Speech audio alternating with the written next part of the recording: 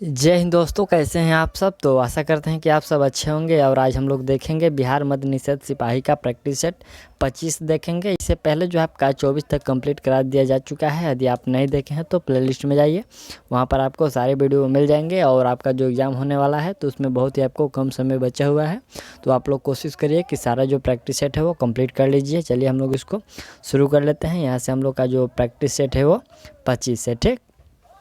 चलिए यहाँ से आपका पहला जो प्रश्न है, कह रहा है कि किन दो साहित्यकारों को आधुनिक कबीर कहा जाता है। देखिए यहाँ पर आधुनिक कबीर के नाम से किन को जाना जाता है, तो देखिए नागार्जुन और परसाई जी को जो है आधुनिक कबीर के नाम से जाना जाता है। दूसरा प्रश्न है कि परवेज ने निम्न में से कौन सी पत्रिका का संपादन किया। तो परवेज की जो पत्रिका का संपादन है वो समरलोक है, ठीक। राइट आंसर सी होगा। और अगला प्रश्न है कि नमवार जी के वे 3 छात्र कौन थे। यहाँ पर नमवार जी के वे 3 छात्र कौन थे जिन्होंने नमवार के नोट्स प्रकाशित किए। तो यह प्रकाशित जो किए थे उनका नाम था शैलेश कुमार, मधुप कुमार और नीलम कुमार। ये जो 3 छात्र थे जो कि नमवार सिंह के नोट्स प्रकाशित किए थे, ठीक। चलिए अगला प्रश्न है कि बिहार की महिलाएं का संपादन कार्य किसने किया। यहाँ पर बिहार की महिलाएं, ये जो संपादन कार्य किसने किया था, तो यह किया गया था शिवपूजन सहाय के द्वारा, ठीक। चलिए अगला प्रश्न है कि मोहन राकेश का निधन हुआ था। तो मोहन राकेश का निधन कब हुआ था। आपका राइट आंसर होगा 1970 में मोहन राकेश का निधन हुआ था, ठीक। चलिए अगला प्रश्न देखा जाए हम लोग का छठा प्रश्न है कि विद्यापति के शिक्षा गुरु कौन थे। यहाँ पर विद्यापति के जो शिक्षा गुरु थे तो वह थे आपको पंडित हरि मिश्र थे, ठीक। चलिए अगला प्रश्न है कि रघुवर सहाय का जन्म स्थान है। तो रघुवर सहाय का जो जन्म स्थान है वह है आपका लखनऊ, उत्तर प्रदेश, ठीक। चलिए यहाँ पर हम लोग का 8 नंबर प्रश्न है कि गुप्त जी का जन्म कब हुआ था। तो गुप्त जी का जो जन्म है वह हुआ था 1886 ईस्वी में। राइट आंसर आप लोग बी कर लीजिएगा। अगला प्रश्न है कि निम्न में से उस प्रकाश का निबंध, यहाँ पर उदय प्रकाश का निबंध कौन सा है। तो आपका राइट आंसर हो जाएगा ईश्वर की जो आँख है ये उदय प्रकाश की निबंध है। अगला प्रश्न है कि शिवराज भूषण की रचना किसने की। तो शिवराज जो भूषण है उसकी रचना भूषण के द्वारा किया गया था। अगला प्रश्न है कि निम्न में से प्रसाद जी की कहानी संग्रह है, यानी कि प्रसाद जी का कहानी संग्रह कौन सा है। देखिए जो छाया है यह प्रसाद जी का कहानी संग्रह है। अगला प्रश्न है कि वियतनामा की यात्रा के लेखक, यहाँ पर देखिए वियतनामा की यात्रा, इसके लेखक कौन है। तो इसके लेखक हैं आपको भोला पासवान शास्त्री। अगला प्रश्न हम लोग का है कि केदारनाथ सिंह का जन्म स्थान कौन सा है। तो केदारनाथ सिंह का जो जन्म स्थान है बलिया, जो कि यह उत्तर प्रदेश। राइट आंसर आपका ए होगा। चलिए अगला हम लोग का 14 नंबर प्रश्न है कि विष्णु भट्ट ने 1857 ईस्वी के गदर का आँखों, यहाँ पर गदर का आँखों देखी विस्तृत विवरण किस पुस्तक में की है। तो उन्होंने किया है माझा प्रवास में, ठीक। अगला प्रश्न हम लोग का है कि नाभा दास किस काल से संबंध थे। तो जो नाभा दास थे ये आपको भक्ति काल से संबंध है, ठीक। ऑप्शन बी आपका करेक्ट है। और चलिए अगला प्रश्न यहाँ से आपका अंग्रेजी का है, तो आप लोग इसको सॉल्व कर लीजिएगा।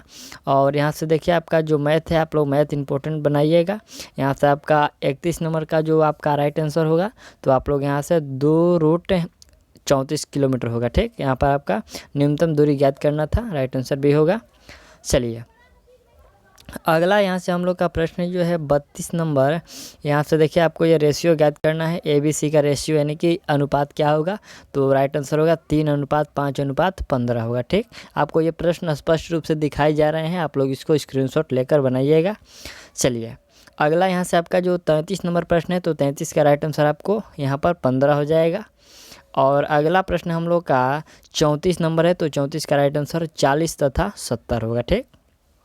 चलिए अगला है कि 30% तथा 40% के दो क्रमगत छूट निवल यहाँ पर जो छूट के बराबर होता है, तो यानी कि कितने छूट के बराबर होता है ये जो 2 छूट होता है, तो यह होता है आपका 58% के छूट के बराबर होता है। राइट आंसर आप लोग ए कर लीजिएगा। और चलिए नेक्स्ट प्रश्न है कि किसी संख्या के 30% में से 40 घटाने पर परिमाणी 50 आता है, तो संख्या का मान क्या होगा? तो उस संख्या का मान आपको 300 होगा। ठीक, चलिए यहाँ से आपका 37 नंबर का जो राइट आंसर होगा आपका 10 होगा। और यहाँ से आपका 38 का जो राइट आंसर है आपका 42 होगा। चलिए यहाँ से आपका 39 नंबर प्रश्न है, तो इसका राइट आंसर आप लोग 2000 कर लीजिएगा। और नेक्स्ट जो प्रश्न हम लोग का 40 नंबर है, तो 40 का राइट आंसर आपको 5% होगा। और नेक्स्ट प्रश्न देखिए यहाँ से 41 नंबर, तो 41 का राइट आंसर आपको 1 होगा। ठीक, चलिए अगला यहाँ से हम लोग का प्रश्न देखिए, आपको जो ये DI का प्रश्न है, जो कि आपको इस रेशियो को पहले पढ़ लेना है, उसके बाद ये आपको इसको बनाना है। अब यदि इस रेशियो को अच्छे से देख लीजिए, इसी पर आपको 42 से लेकर 45 तक प्रश्न है। और चलिए यहाँ से आपका जो 42 नंबर प्रश्न है, तो 42 का राइट आंसर आपको क्या होगा? घी होगा। ठीक, प्रश्न है कि मक्खन और दही को मिलाकर अर्जित लाभ किस अकेले उत्पाद के अर्जित लाभ के बराबर है? तो घी के बराबर है। ठीक, वो आपका ये ग्राफ में है। ठीक, चलिए अगला हम लोग का 43 नंबर प्रश्न है, तो 43 का राइट आंसर आपको 13.5 लाख होगा। और यहाँ से 43 है। और 44 नंबर जो हम लोग का प्रश्न है, तो 44 का राइट आंसर आपको 58.5 लाख होगा। ठीक, चलिए अगला प्रश्न, ये जो अंतिम प्रश्न है आपका, ये मैथ का है 45 नंबर। तो कह रहा है कि पनीर और मक्खन दोनों से जो प्राप्त कुल लाभ कितना है? तो ये कुल लाभ है आपका 22.5 लाख, यानी कि 22.5 लाख। ठीक, चलिए अगला यहाँ से हम लोग प्रश्न देखते हैं अपने GK GS के प्रश्न को। इसमें आपसे कह रहा है प्रश्न कि पृथ्वी की भूप्रपट्टी में पाए जाने वाले तत्वों की प्रतिशत मात्रा के आधार पर निम्न में से सही अवरोही क्रम आपको ज्ञात करना है। सही अवरोही क्रम, चलिए हम लोग इसको देखते हैं। यहाँ पर कह रहा है कि पृथ्वी की भूप्रपट्टी में पाए जाने वाले तत्वों के प्रतिशत मात्रा में आपको ज्ञात करना है। तो चलिए सबसे पहले जो हम लोग का होगा, इसमें आपका ऑक्सीजन होगा, उसके बाद सिलिकॉन होगा, और उसके बाद एल्युमिनियम, और उसके बाद क्या होगा? आयरन होगा। यानी कि हम लोग का जो B नंबर है वो अवरोही क्रम में आपका ये बिल्कुल सही है। ठीक, चलिए अगला प्रश्न हम लोग का है कि सुनामी आने का प्रथम संकेत माना जाता है। सुनामी आने का जो प्रथम यानी कि पहला संकेत माना जाता है कि तटीय क्षेत्रों में पानी के स्तर में तेज़ी से होने वाली कमी, यही जो है सुनामी का संकेत है। ठीक, चलिए अगला प्रश्न हम लोग का 48 नंबर है कि निम्न में से कौन सा अर्थ जो है अपक्षय है? जैसे कि यहाँ पर को परिभाषित करना है, अपक्षय को यानी पे परिभाषित करना है। देखिए प्रश्न, निम्न में से कौन सा अर्थ अपक्षय है? तो इसमें आपका देखिए जो उपयुक्त में से सभी अपक्षय है, जैसे कि मौसम एवं जलवायु के कार्य, दूसरा है कि शैलों का आंतरिक विखंडन, और शैलों का जो है रासायनिक वियोजन, तो ये सभी जो है अपक्षय है। ठीक, चलिए अगला प्रश्न हम लोग देखते हैं यहाँ से 49 नंबर जो प्रश्न कह रहा है कि जवाहरलाल नेहरू ने किन संरचनाओं संसाधनों को आधुनिक भारत के मंदिर की संज्ञा दी है? तो आधुनिक भारत का मंदिर का जो संज्ञा दिया गया है वह दिया गया है आपको बहुउद्देशीय बांध परियोजना को, ये जो है उन्होंने आधुनिक भारत के मंदिर की जो है संज्ञा दी है। ठीक, चलिए अगला प्रश्न है कि सौरमंडल की उपस्थिति से संबंधित इनमें से कौन सा सिद्धांत युग में जो है सही है? तो इसमें सही जो है आपका कि जो जवारीय हाइपोथेसिस है, जो कि जेम्स जीन्स और हेरोल्ड जेफरी के द्वारा यह जो है युग में सिद्धांत का जो है यह सही है। ठीक, यानी कि ऑप्शन आप लोग कर लीजिएगा करेक्ट। और अगला यहाँ से हम लोग का 51 नंबर प्रश्न है कि निम्न में से किसे राष्ट्र का आर्थिक बैरोमीटर कहा जाता है? तो राष्ट्र का आर्थिक बैरोमीटर आपको विदेशी व्यापार को कहा जाता है। चलिए अगला यहाँ से हम लोग का प्रश्न है कि निम्नलिखित में से कौन सी तरंग केवल ठोस पदार्थ के माध्यम से ही विचरण करती है? तो ठोस पदार्थ के माध्यम से केवल विचरण करती है आपको जो है एस तरंगे, केवल आपको ठोस पदार्थों से विचरण करती है। ठीक, अगला प्रश्न हम लोग का है कि निम्न में कौन सा अर्थ सतत पोषणीय विकास सही रूप से स्पष्ट करता है? तो सतत पोषणीय विकास को जो सही रूप से स्पष्ट करता है वो आपका पर्यावरण की दृष्टि से विकास। ठीक, चलिए अगला प्रश्न हम लोग का है कि भारतीय संविधान के अनुसार संपत्ति का अधिकार है। तो देखिए भारतीय संविधान के अनुसार जो संपत्ति का अधिकार है वो विधिक अधिकार है। क्या है वो? विधिक अधिकार है। अगला है कि पटना उच्च न्यायालय की स्थापना कब की गई थी? तो इसका स्थापना 3 फरवरी 1916 को किया गया था। अगला प्रश्न है कि पंचायत राज व्यवस्था का निम्न में से किसमें उल्लेख है? तो पंचायत राज व्यवस्था का उल्लेख आपको राज्य सूची में किया गया है। अगला प्रश्न है कि निम्न में से कौन सा सार्वजनिक व्यय पर संसदीय नियंत्रण का अंग नहीं है? तो संसदीय नियंत्रण का अंग नहीं है भारत का नियंत्रक एवं महालेखा परीक्षक। ठीक। अगला प्रश्न देखिए यहाँ से कि भारतीय संघवाद में विविधताओं में एकता को प्रोन्नत यहाँ पर प्रोन्नत करने हेतु निम्नलिखित में से किन संस्थानों को आवश्यक माना गया है?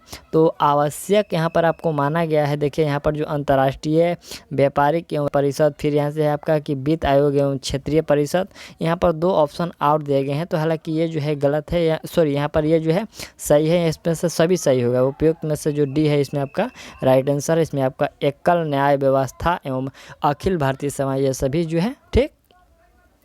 चलिए अगला है कि मंत्री परिषद की शक्तियों का उल्लेख है। तो मंत्री परिषद के जो शक्तियों का उल्लेख है आपको अनुच्छेद 74 में। अगला प्रश्न है कि फास्ट ट्रैक न्यायालय से यहाँ पर फास्ट ट्रैक न्यायालय के संबंध में क्या सही है? ठीक है, इसमें आपको देखना है कि क्या इसमें सही है। तो देखिए इसमें आपका जो सही है कि वह न्यायालय जो मामलों की सुनवाई बहुत जल्द या बहुत कम समय में करता है उसको फास्ट ट्रैक न्यायालय कहते हैं। ठीक। चलिए अगला प्रश्न यहाँ से हम लोग का 61 नंबर है। यह प्रश्न आपका करंट अफेयर का है। कह रहा है कि अप्रैल 2021 में भारत व किन देश की जो है आंतरिक एजेंसियों के बीच भारत के पहले मानव अंतरिक्ष मिशन जो है गगनयान के लिए सहयोग समझौता हस्ताक्षरित हुआ है? तो यह किसके साथ हुआ है? भारत और किस देश के साथ? तो भारत और फ्रांस के साथ जो है गगनयान के लिए समझौता हुआ है। ठीक। चलिए अगला प्रश्न है कि किस राज्य की वाटर व्यूरियल को 67वें राष्ट्रीय फिल्म पुरस्कार में पर्यावरण संरक्षण पर सर्वश्रेष्ठ फिल्म का राष्ट्रीय पुरस्कार मिला है? तो यह जो राष्ट्रीय पुरस्कार मिला हुआ है यह अरुणाचल प्रदेश को मिला है। ठीक। चलिए अगला प्रश्न यहाँ से हम लोग का है कि बिहार पर आर्थिक उदारीकरण का प्रभाव किस रूप में दिखाई दिया है? तो यह दिखाई दिया है आपको राज्य योजना आकार में वृद्धि और विकास दर का लगातार 10% से अधिक होना और और है राज्य में नए विद्युत प्लांटों की स्थापना। उपयुक्त में से जो सही है, उपयुक्त में से जो सभी है ये उदारीकरण के रूप में दिखाई दिया है। ठीक। चलिए अगला जो 64 नंबर प्रश्न आपसे कह रहा है कि गरीबी उन्मूलन के लिए सरकारी स्तर पर किन कार्यों को बढ़ावा दिया गया है? तो देखिए गरीबी उन्मूलन पर जो सरकारी स्तर पर जो बढ़ावा दिया गया है यह दिया गया है आपका देखिए रोजगार सृजन तथा रोजगार गारंटी पर, आवास योजना और यहाँ पर आय समर्थन कार्यक्रम पर, और बुनियादी ढांचा निर्माण और शिक्षा सुविधा विस्तार उपयुक्त में से सभी पर जो है बढ़ावा दिया गया है, यानी कि बल दिया गया है। ठीक। चलिए अगला प्रश्न है हम लोग का कि भारत के किस राज्य में सर्वाधिक विशेष आर्थिक क्षेत्र स्थित है? तो सबसे अधिक जो आर्थिक क्षेत्र आपका स्थित है वह है तमिलनाडु में। ठीक। अगला प्रश्न है कि निम्न में से कौन उदारीकरण, निजीकरण एवं वैश्वीकरण के सकारात्मक प्रभाव में शामिल नहीं है? यहाँ पर आपको देखना है कि शामिल कौन सा नहीं है। तो इसमें जो कृषि की उपेक्षा जो है शामिल नहीं है, बाकी सब जो कीमतों का नियंत्रण, राजकोषीय घाटों में सुधार, उपयुक्त में से सभी, लेकिन ये जो है तीसरा गलत है। ठीक। चलिए अगला यहाँ से हम लोग प्रश्न देख लेते हैं। 67 नंबर क्या कह रहा है कि निम्न में से आर्थिक कल्याण की सर्वोत्तम माप कौन सी है? आर्थिक कल्याण की सर्वोत्तम माप आपका होता है शुद्ध राष्ट्रीय उत्पाद जो कि है शुद्ध राष्ट्रीय उत्पाद जो कि है आपका NNP है। ठीक। चलिए अगला प्रश्न है कि औजारों की प्रकृति के आधार पर प्रागैतिहासिक काल को कितने भागों में बांटा गया है? तो औजारों के हिसाब से आपको जो बांटा गया है वह 3 भागों में बांटा गया है प्रागैतिहासिक काल को। अगला प्रश्न है कि ऋग्वेद में निहित गायत्री मंत्र किस देवता को समर्पित है? तो गायत्री जो मंत्र है ये आपको सावित्री को समर्पित है। अगला प्रश्न है कि किसके शासनकाल में इब्न बतूता भारत आया था? तो इब्न बतूता भारत आया था मोहम्मद बिन तुगलक के शासनकाल में। चलिए अगला प्रश्न है कि भक्ति आंदोलन को उत्तर भारत में लाने का श्रेय इनमें से किसको जाता है? तो उत्तर भारत में जो भक्ति आंदोलन लाने का श्रेय जाता है आपको रामानंद को। ठीक। चलिए अगला प्रश्न है कि वर्ष 1917 में चंपारण सत्याग्रह किस राज्य में प्रारंभ किया गया था? तो चंपारण सत्याग्रह जो है बिहार में आपको प्रारंभ किया गया था। अगला प्रश्न है कि नवीवाद का उदय सर्वप्रथम कहाँ हुआ था? तो नवीवाद का जो उदय है सर्वप्रथम आपको ये जर्मनी में हुआ था। अगला प्रश्न है कि प्रथम विश्व युद्ध के समय अमेरिकी राष्ट्रपति कौन थे? तो उस समय जो राष्ट्रपति थे आपको वुडरो विल्सन थे। कौन थे? Woodrow Wilson. अगला प्रश्न हम लोग का है कि गुट निरपेक्ष आंदोलन का प्रथम सम्मेलन कहाँ हुआ था? तो गुट निरपेक्ष आंदोलन का जो प्रथम सम्मेलन हुआ था वो आपको बेलग्रेड में हुआ था, यानी कि ऑप्शन आपका सी करेक्ट है। चलिए अगला यहाँ से आपका 76 नंबर प्रश्न है आपका, ये साइंस से शुरू हो गया। कह रहा है कि यहाँ पर आप रिक्त स्थान है और कह रहा है कि दर्पण हमेशा वस्तु की एक ऐसी छवि निर्मित करता है जो आभासी और समान आकार का हो। तो यह कौन दर्पण ऐसा करता है? यह जो है समतल दर्पण जो है हमेशा वस्तु की एक ऐसी छवि निर्मित करता है जो आभासी और समान आकार का होती है। ठीक, चलिए अगला प्रश्न है कि क्लोरोफॉर्म में उपस्थित हाइड्रोजन परमाणु होता है। तो हाइड्रोजन परमाणु आपको अम्लीय होता है। ठीक, चलिए अगला यहाँ से हम लोग का जो प्रश्न 78 नंबर है, प्रश्न है कि न्यूट्रॉन के खोजकर्ता थे, यानी कि न्यूट्रॉन का खोज किसने किया था? तो जेम्स चॉडविक, राइट आंसर बी कर लीजिएगा।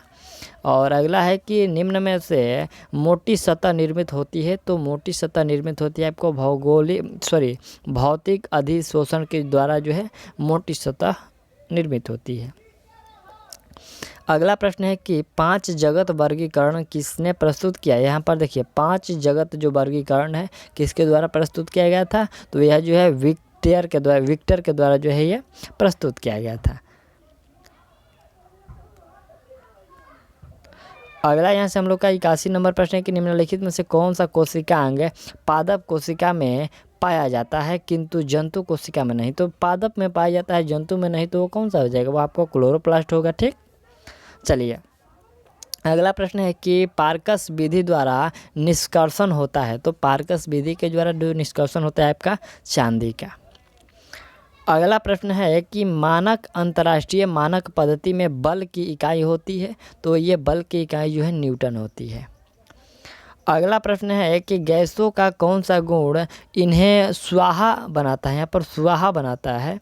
तो गैसों का जो वह गुण है आपका संपीड्यता जो है उन्हें स्वाहा बनाता है। ठीक, अगला प्रश्न हम लोग का है कि लगभग समान आवृत्तियों की 2 ध्वनि तरंगों के अध्यारोहण, यहाँ पर अध्यारोहण से उत्पन्न विस्पंदन का वेग जो है होता है। तो ये जो विस्पंदन का जो वेग होता है यह आपको 0 होता है। लगभग यहाँ पर प्रश्न देख लीजिए कि लगभग समान आवृत्तियों की 2 ध्वनि तरंगों के जो अध्यारोहण से उत्पन्न विस्पंदन का जो वेग होता है वो 0 होता है। ठीक, अगला प्रश्न है कि बंद परिवहन तंत्र किस में पाया जाता है? ये बंद परिवहन तंत्र जो है किस में पाया जाता है? तो यह आपको कोसुरुकियों में पाया जाता है। ठीक, अगला प्रश्न है कि एक आदर्श गैस के आयतन में 50 न्यूटन मीटर स्क्वायर नियत दाब पर 0.5 मीटर क्यूब का प्रसार होता है। तो गैस द्वारा कृत कार्य है, यहाँ पर गैस द्वारा कृत कार्य कितना जूल है? तो वह जो है आपका 25 जूल है। ठीक, चलिए अगला प्रश्न है कि निम्नलिखित में से सबसे कम क्षारीय कौन सा है? तो सबसे कम क्षारीय आपका जो Be है वो सबसे कम क्षारीय है। ठीक, अगला प्रश्न है कि लोहे की एक छोटी गोली पानी में डूब जाती है जबकि जहाज जो है जलयान पानी पर तैरता है। यह सिद्धांत निम्न में से किस भौतिक सिद्धांत पर आधारित है? ठीक, प्रश्न है कि लोहा का जो कील होता है वो डूब जाता है लेकिन जहाज नहीं डूबता है। इसका कौन सा सिद्धांत इस पर लागू होता है? तो चलिए यहाँ से आपको मैं ऑप्शन दिखा दे रहा हूँ कौन सा इस पर सिद्धांत लागू होगा। पहला है यहाँ पर कि अल्बर्ट आइंस्टीन का, यहाँ पर ब्लेज पास्कल का, न्यूटन का या फिर आर्किमिडीज का। तो राइट आंसर कौन सा होगा? यहाँ पर आर्किमिडीज का जो सिद्धांत इस पर कार्य करता है, इसलिए जहाज जो है पानी में नहीं डूबता है। अगला प्रश्न है कि सिलिकॉन, तो सिलिकॉन क्या है जी? सिलिकॉन है आपका एक उपधातु। अगला प्रश्न है कि कैलेमाइन का एक अयस्क है। तो कैलेमाइन का एक जो जास्ता है वो अयस्क है। अगला प्रश्न है कि एकल जीन जब तक एक से अधिक गुणों का निर्धारण या नियमन करे तब जीन कहलाती है। तो देखिए एकल जीन जब तक से यहाँ पर जब एक से अधिक गुणों का जब धारण करती है तब वह जीन क्या कहलाती है, तब वह जीन जो है बहुप्रभावी जीन कहलाती है। अगला प्रश्न है कि किसी पदार्थ पर डॉट के कार्य करने के बावजूद भी उसके आकार में परिवर्तन ना होने का गुण कहलाता है। तो वह गुण आपको कहलाता है बाह्य बल और दृढ़ता कहलाता है। ठीक, चलिए इसमें ऑप्शन जो है डी आपका करेक्ट हो गया। और अगला यहाँ से प्रश्न है हम लोग का कि रेशम कीट पालन को कहते हैं, यहाँ पर रेशम कीट पालन को क्या कहते हैं, तो उसको सेरीकल्चर कहते हैं। अगला प्रश्न है कि भूमिगत जल को दूषित करने वाले अजैविक प्रदूषण है। तो वह अजैविक प्रदूषण आपको आर्सेनिक है, जो कि यह भूमिगत जल को प्रदूषण करते हैं।